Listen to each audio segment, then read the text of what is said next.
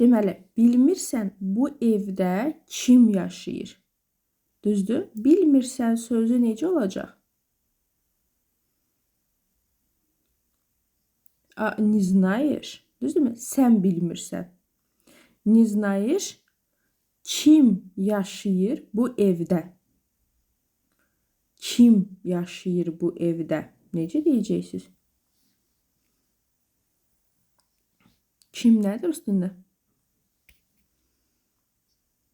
Aysa, bəli, кто yaşayır bu evdə?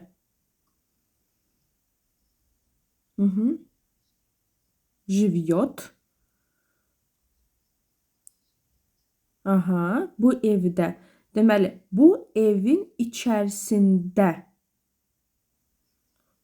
Все, təzədən bilədi. Aha. Aha.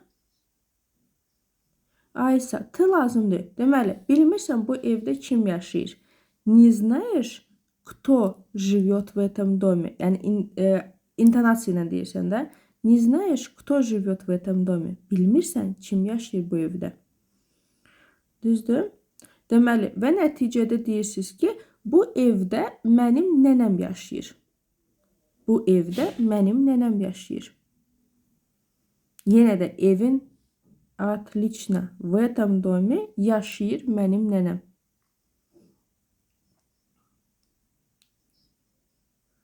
Живет. Живет. Aysa. Aha. Kim? Aysa.